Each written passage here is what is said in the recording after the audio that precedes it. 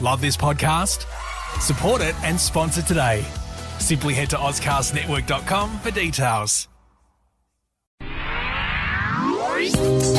It's The In Show, Australia's only show dedicated to innovation from Adelaide, Australia and across the globe. David Grice and Troy Sincock. It's The In Show podcast where we hear all these inspirational ideas from people who really put things on the line to make the world a better place for others. Yeah, and I'm really looking forward to today, Troy, because we're going into the world of the arts and the fringe. Yeah, we're both from the world of music and, the arts is something that's very close to us. We do this podcast in Adelaide, South Australia, and the city has literally transformed in the last couple of days. Unbelievable. There's just festoon lighting all over the city. The parklands have been turned into these massive areas where people can gather and see shows and multiple venues and bars, and the vibe around the city at the moment is absolutely extraordinary. It almost feels like it has doubled in population. Adelaide Fringe is Australia's largest open access festival. It's internationally renowned, and artists from not only here in Australia but right across the globe take over the city in hundreds of different pop-up venues, like there's parks and warehouses and laneways, as well as art galleries and theatres,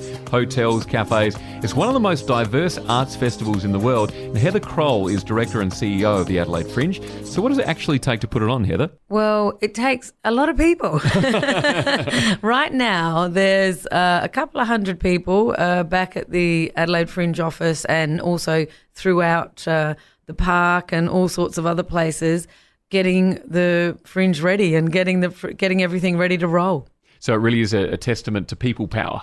It is, and for most people, it's a passionate job as well. It's a job that we do for the love. The arts is not a great, it's not a great money maker, but it's something that we all just get so much back from because we just all love the arts so much, and it's a job that's just a passion. We really love it. I mean, the reputation of the Adelaide Fringe really sort of precedes itself, doesn't it? When you think of Adelaide and South Australia, you think of the Adelaide Fringe. Absolutely. I think the Adelaide Fringe is known around the world, and we recently did some surveys interstate as well, and we had over 40% of survey respondents interstate say that they'd heard of the Adelaide Fringe, and 9% of people interstate that we surveyed said they'd been to the Adelaide Fringe. So that's pretty amazing. And, I mean, in terms of Adelaide, it's, obviously way higher. We last year had around about 70% of Adelaide people came to the Fringe.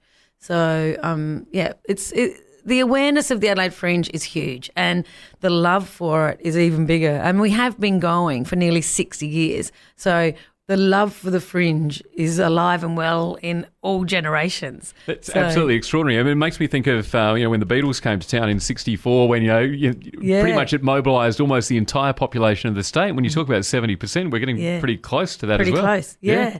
And in 1964, the Fringe, had already been born. We were born in 1960. Mm-hmm. And in 1964, we had about 50 shows in the Adelaide Fringe.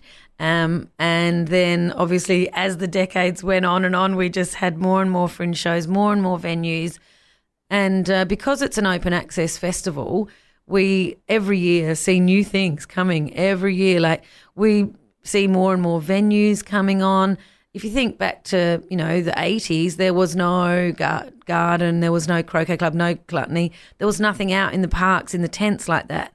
So we were more sort of in some little pubs, clubs. We were down at the Lion Arts Centre at some point. Then, so the Fringe has morphed and grown in an accumulative way because the people that came back then are still coming, but there's more people coming now. And even the artists, some of those artists have still been, coming for decades, and they still come back. And the way that the Fringe is now just growing out into the suburbs, out into the regions, I can't think of anything that couldn't be the Fringe, everything.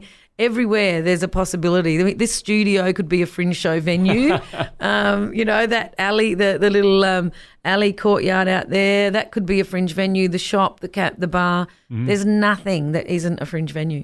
What do you think is at the heart of the Adelaide Fringe? I get that it's so much driven by people power and word has spread over the years, but at the heart of it seems to really be people's self-expression, the opportunity to just get something out into the world. Yeah, and I mean, we are a celebration of free speech because we really encourage everyone to get on and be part of it. It obviously takes a lot of hard work as well. I mean, these artists are working really hard preparing the show. The venue people are working so hard as well. The venues are not run by the Adelaide Fringe, so everything about the Fringe is open access. So if you want to be a Fringe venue, you can. You have to show some entrepreneurial flair and spirit to get the word out and make sure people come to your venue, just like the way the artists have to show that exact same flair to get people to buy their tickets to see their shows. So we're here to try and make sure that when people have got something they want to say and share with the world, that they can do it and get the most out of their experience, sell the most tickets that they can, and have a great time in the process. Is there anything that you wouldn't allow to be part of the Fringe? If it's illegal, we can't we can't have it in the Fringe.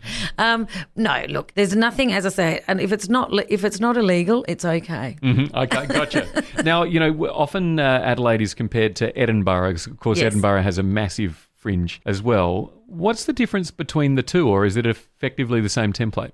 Adelaide and Edinburgh are the two biggest fringes in the world. We're both born out of that sort of rebellious artist kind of desire to jump out and say something that isn't in a curated festival. I don't want to have a gatekeeper. I just want to get out there and do it. Mm-hmm. That we were both festivals that were born in that spirit, in that disruptor kind of spirit. Mm-hmm. We have grown and grown and grown over the decades in the same ways. Edinburgh experiences Fringe like we do, like it takes over the city completely.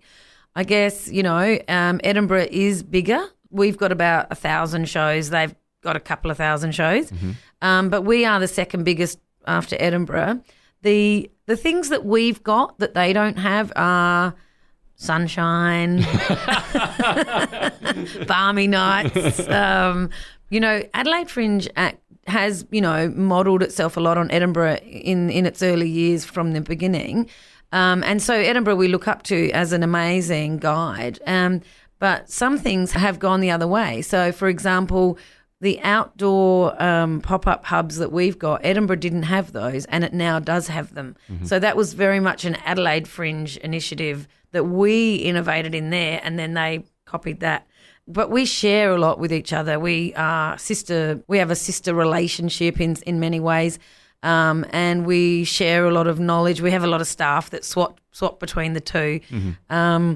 We're both also significant marketplaces for artists. So behind the scenes, not in the public-facing sort of arena of the Fringe, but behind the scenes, we have both Edinburgh and Adelaide attract hundreds of programmers, other festival directors and things like that who come here to discover talent. So they're here scouting. They're trying to find shows.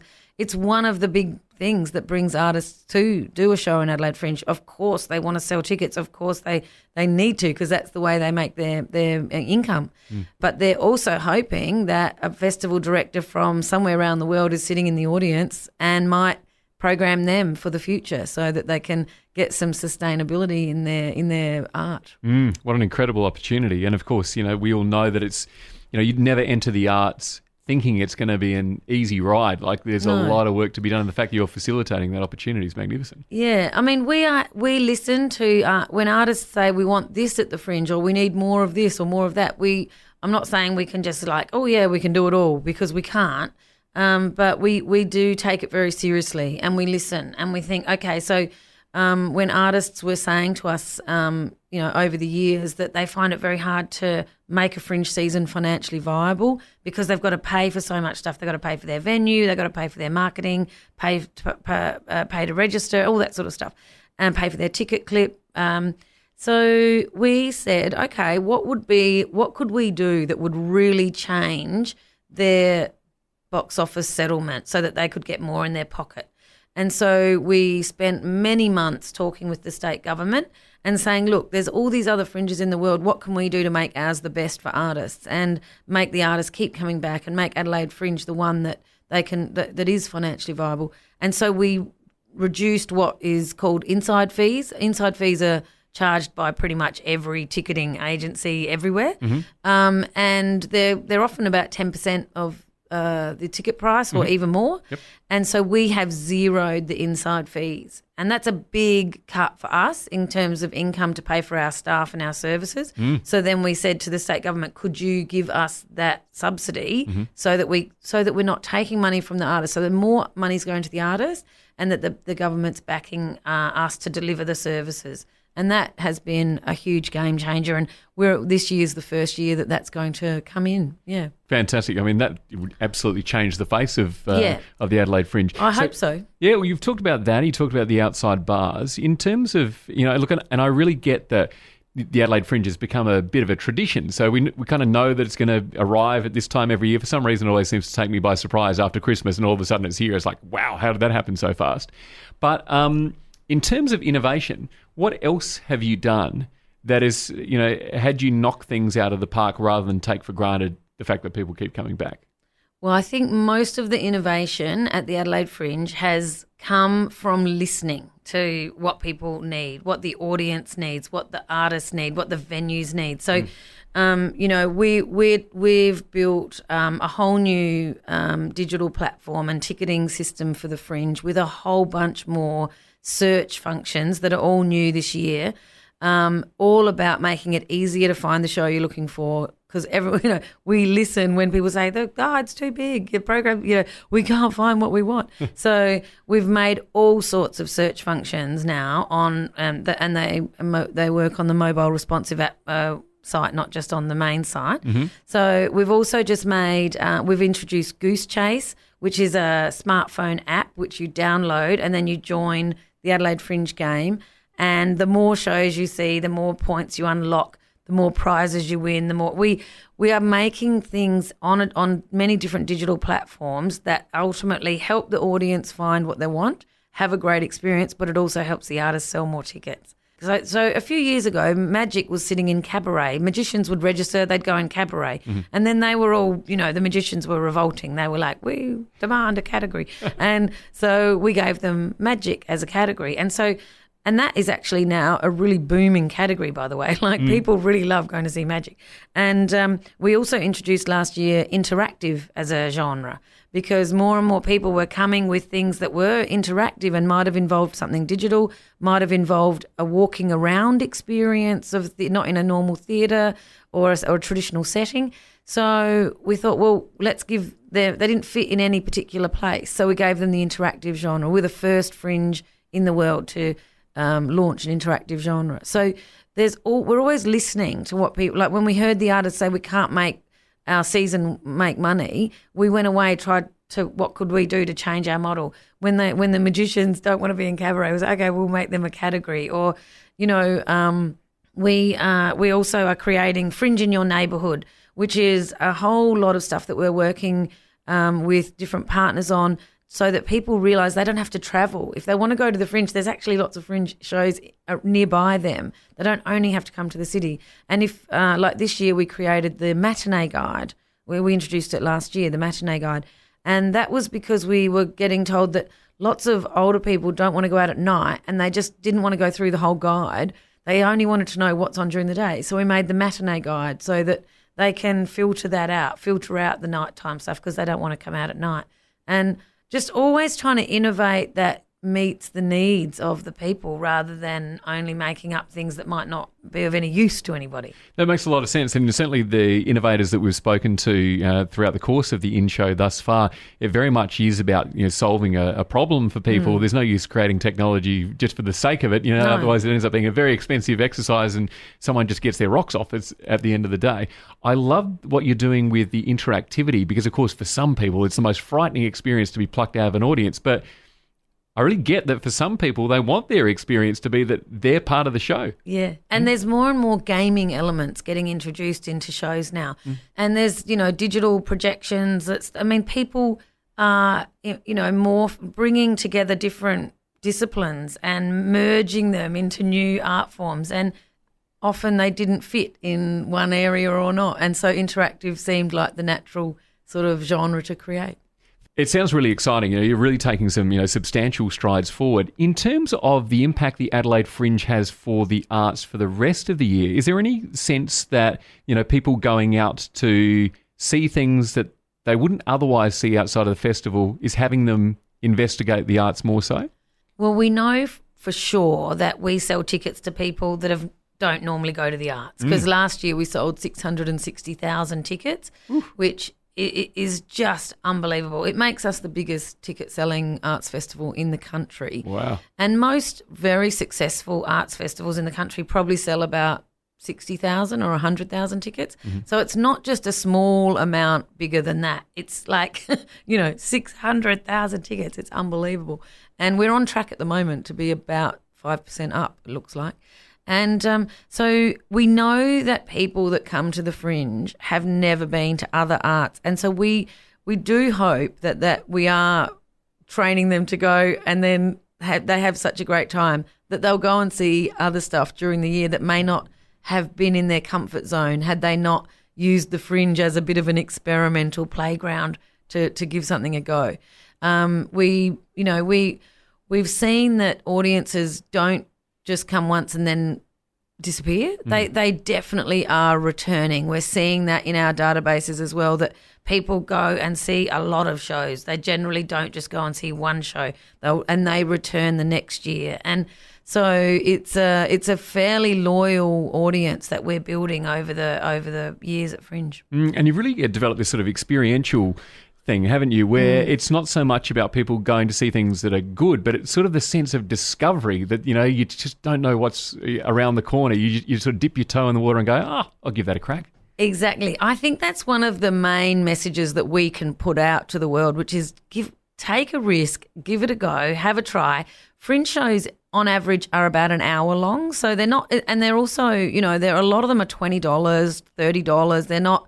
It's not $100 in 3 hours of your night. So that's where I think people will be more willing to take that risk, though. They can, if they take advantage of a lot of the great discount initiatives that go on through the Fringe, where some sponsors might be paying the top up to the artist so that the audience get it for half price and so on. So people can get to see a lot of stuff, not for too much money, and it's not too long, and they can come out and go, wow, like that was really, something like I've never seen before. Of course, there's things in the Fringe that are exactly what they expect, and they go and see those as well. But we always say to people, try something new, like go and see something that you don't know anything about.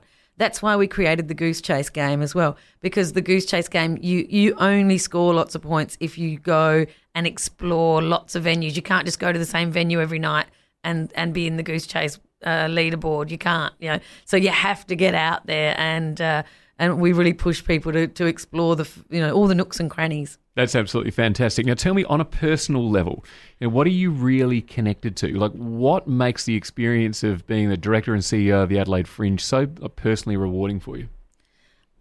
I've always loved the side of festivals that's about being a connector. I'm a super connector. I love connecting people, and that's why I've focused very heavily on growing the behind-the-scenes marketplace at the Adelaide Fringe, because I'm trying to connect artists with people who might book them for the future to make their sustainable sort of living out of their art, rather than having to just do the Fringe and then go back and being a waitress or whatever it is that they have to do in between. So that's one of the biggest things that drives me, is that thing of like helping people navigate the idea of a career in the arts, and how can you have the business side of the arts is so hard, and it's really hard for artists. And so how can we make that so much easier for them? It's a very interesting position when you're the director of the Fringe, because you don't curate the festival. I don't choose the shows. And so I'm really there to help artists make the most, get the best experience, have the best time. We love running innovative marketing campaigns that get people that have never been to the arts to come in and see something that just blows their mind. These are all the things that, you have to love if you want to be the director of the Fringe, because you can't be wedded to the idea that you just want to select a few shows, and that's great. I've done that sort of as well as a festival director, and I love that too. But I really love connecting people, whether it's connecting the audiences, whether it's connecting the industry with the artist, and it's so rewarding when we matchmake thousands and thousands of meetings for artists during the Fringe, and then we hear later, oh, I got booked. I'm going to Tokyo. I'm going to Berlin. I'm going to London. Or sometimes they forget to tell you, and then we see it pop up on the internet. Oh, brilliant! We introduce those people, and that's really rewarding because we know that artist has got a chance of getting on the road with their show and things like that. But I also just love seeing the city come alive. The other day I said to the chairman, because it's been a pretty tough, it always is this period. This is tough because we're trying so hard. We're going a million miles an hour to get the Fringe ready. And I said, I can't wait for it to open because that's when you look around and everyone's alive and happy and the streets are packed with people and you just think, this is why we do this. This is why we do the Fringe because, everyone's happier. We bring a lot of joy. I'm thinking that I want to find some well-being researchers who would like to measure the well-being impact that the Fringe has, because we can measure things like the economic impact and, we can measure how many tourists come and things like that. But I think we actually are having a massive impact on the happiness of Adelaide, and we're helping people enjoy life more. So I'd love to, if there are some researchers out there in wellbeing who'd like to measure the happiness quotient of Adelaide during Fringe, we'd be very keen to talk to them. Yeah, hit us up at theinshow.online. Heather Croal from the Adelaide Fringe, thanks so much for the chat and have a wonderful Fringe. Thank you. The Adelaide Fringe is on now until March 18, and if you know an innovator that we should have on the show, just drop us a line at theinshow.online. You can find us on Facebook and Twitter as well. Tomorrow we're going to check out what's in, and I love it when we pose that question to someone in an industry and you assume that they're just going to talk about what they know well, but often these people are inspired by ideas outside of their own industry. Absolutely, and we're going into the world of food tomorrow. We're talking to Nicole Henderson from Plate, and she's got this amazing app which will help you with your grocery shopping. We'll find out more about what's in for her on tomorrow's In Show podcast. The In Show interview. Subscribe to the In Show podcast on iTunes. A Dave and the Beanstalk production.